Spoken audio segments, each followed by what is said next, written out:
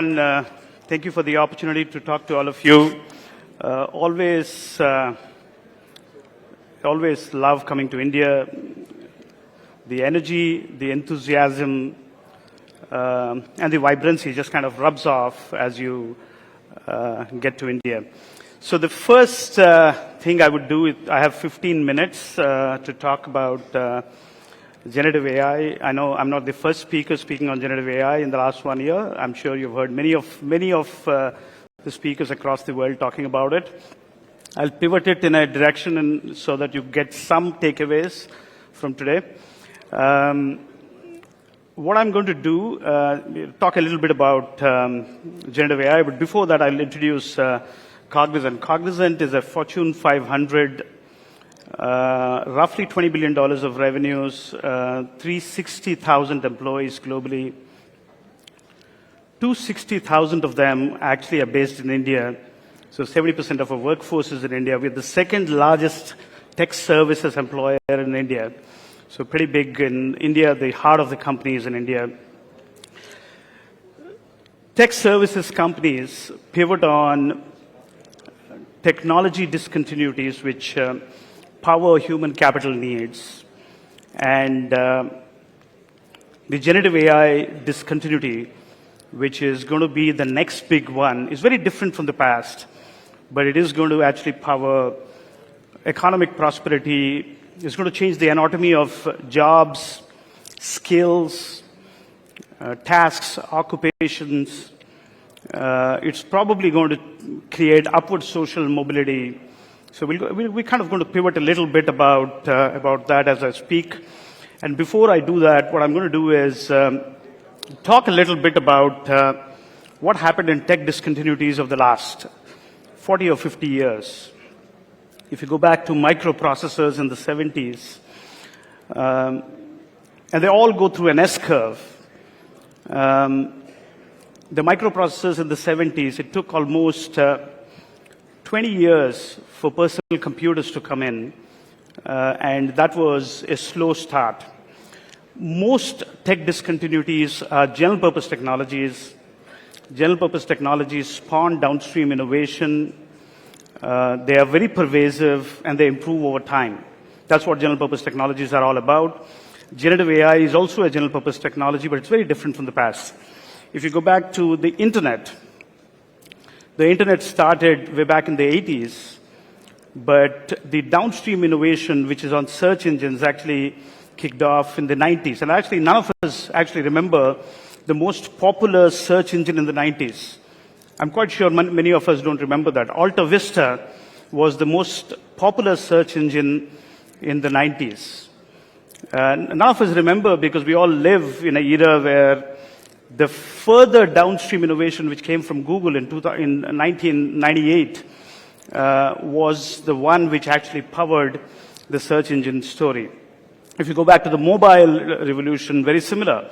The mobile revolution started in the 70s, if you really look at it.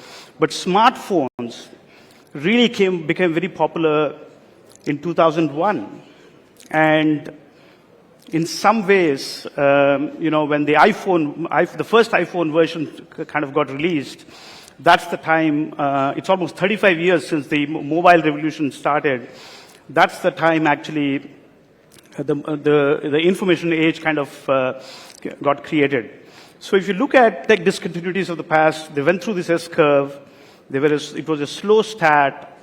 Then it actually accelerated, and then it plateaued. Generative AI is going to be a much steeper S-curve. It's going to be a much steeper S-curve. And why would it be a much steeper S-curve? It would be a much steeper S-curve because it kind of actually diffuses very fast. Why does it diffuse very fast?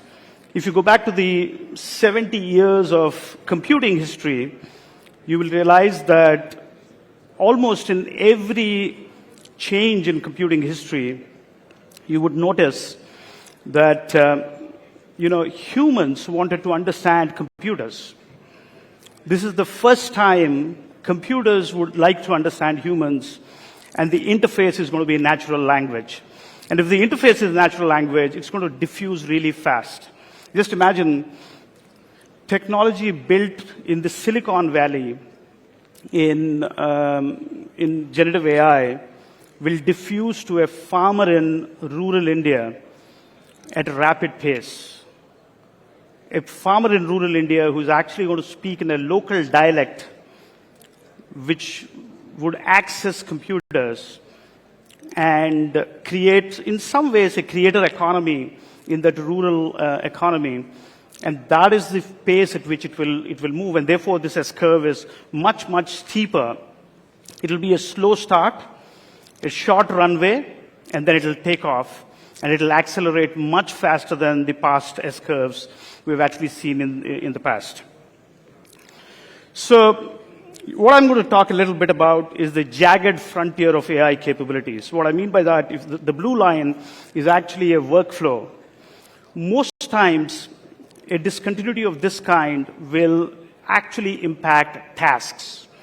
It doesn't as much impact jobs. It doesn't actually impact occupations. These tasks are on the blue curve, but AI has the capability to sharply fall off and actually take off again and sharply fall off. What that means is, for some tasks, AI will be very efficient, and for some tasks, it's not going to be as efficient. So you need a human in the loop. So in some ways, it's going to be very jagged. And that's why, jobs are not going to get disrupted immediately, but tasks within jobs are going to get disrupted. And what's really going to happen is you need a human in the loop. There was a scientist in the 50s called Alan Turing who actually spoke about how machines should be more efficient than humans, which can replace humans. And that's a trap. It's a trap because computers and machines should not be built to replace humans. They should be built to amplify human potential. They should be built to augment and enhance human potential. So I actually believe that as you go through this curve and as technology improves, these curves are going to look different, but you always need a human in the loop. Some tasks, for example, if you want to run an ad campaign and brainstorm on it, AI will do it very well. But if you want to point to data, or if you want to do, say, for example, a very precision-based task, you need humans in the loop. And therefore, I think it's going to be a curve which is always going to have humans in the loop. Cognizant and Oxford Economics ran a study for 18,000 tasks, 1,000 occupations. And what we really did in that process is to understand every job and every occupation and what the tasks in that occupation have an exposure to AI. We took each job, we cut it down to tasks, we looked at the significance of those tasks. Some tasks are more important, some tasks are less important. Based on the importance of the task, we created a weighted average. And then what we really did was we looked at the exposure score for every task. We also calculated something called the friction score, which is about identifying tasks which get automated, and can you actually reskill the people who are working on this task. If you can reskill, the friction scores are lower. If you actually cannot reskill, the friction scores are going to be very high. So some jobs which have tasks where the friction scores are very high, you need to actually put a lot of effort to reskill, and some tasks you have to put lesser effort to reskill. This is also one of the few discontinuities which has happened, which is going to disrupt a white-collar worker more than a blue-collar worker. It's going to disrupt knowledge workers much more than blue-collar workers. So what we did from there is we actually found out what is the impact it does. In the US economy, it impacted $1 trillion by 2032. Because this is a general purpose technology, it'll actually spawn downstream innovation, it'll improve over time. So over a period of time, the exposure scores go up. 90% of the jobs get disrupted. Only 10% of the jobs don't get disrupted. 90% of the jobs have an exposure score of more than 10%. 52% of the jobs actually have an exposure score of 25%. What that means is 25% of the jobs will actually go through a disruption. The tasks in the jobs will go through a disruption. So we created a bubble chart of exposure scores and friction scores for all professions, all jobs, and we actually identified the tasks in those jobs which have an exposure to AI.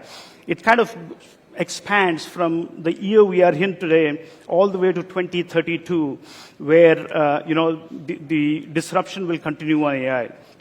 Some will get disrupted more, some will get disrupted less. Some already have a level of disruption today which is very high. So that's how we kind of looked at the impact of occupations and the impact of jobs and the tasks underneath it. So the next big difference is generative AI is going to be an equalizer. It's some kind of a leveler. It's interesting. Every technology which has come so far has always impacted the less productive workers. This is a technology which will impact the more productive workers. However, the less productive workers will actually get the most benefit out of this. So it's some kind of a leveler. The less productive workers will get more benefit out of it. The more productive workers will get less benefit out of it. We did a study and we found out that the bottom 50 percentile get affected by 43%. So you get much higher productivity using this. The upper 50 percentile only gets 17% benefit. And what that means is it's kind of going to be a leveler of sorts. What it also does is it's going to hand over expertise on your fingertips. If you have expertise on your fingertips, the entry barriers for specialized jobs is going to go down. If the entry barriers for specialized jobs will go down, you can actually do a breadth of capability using AI, enhancing your skills, but you could potentially have a capability which is not necessary for that particular job. As an example, if you're an equity research analyst, analytics and mathematical skills are very important. You don't need them to enter that job because you could actually have expertise of mathematics coming from an AI algorithm on your fingertips. So we're going to transition from an information economy to a creator economy where you can actually have that expertise on your hands. So that's the kind of change we're going to see as we go forward in this space. So it is also going to create upward social mobility, because as you actually use this technology in a more mature way, you're going to access jobs which you did not have access to, and therefore create that accessibility for jobs. So what next? So as we go forward in this journey, reskilling is going to become very important. Some of the panelists spoke about it before.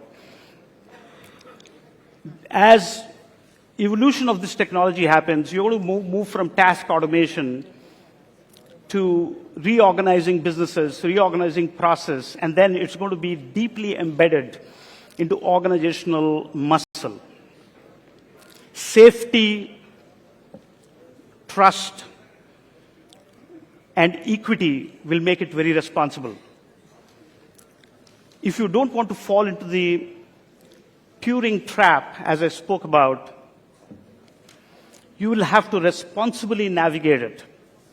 Responsibly navigating it means you don't replace the humans in the loop, but you enhance human potential by doing this. And finally, what I want to say is humans care for humans. I'm in India. I'm going to take an example of cricket to wrap up my conversation. You're never going to see a machine bowling in cricket to a human batting, and you'll never be excited to see that. You'll always use a machine to amplify the human. You'll always use it to practice yourself. You'll always want a human to bowl to a batter who's also a human. So humans will care for humans. The context of machines is always going to be in the context of humans. So AI will always be a powerful tool to amplify human potential. And that's the power of this new discontinuity we're going to see in the future of work and future of jobs. Thank you again. Thank you so very much, Mr. Ravi Kumar, for giving us that deep insight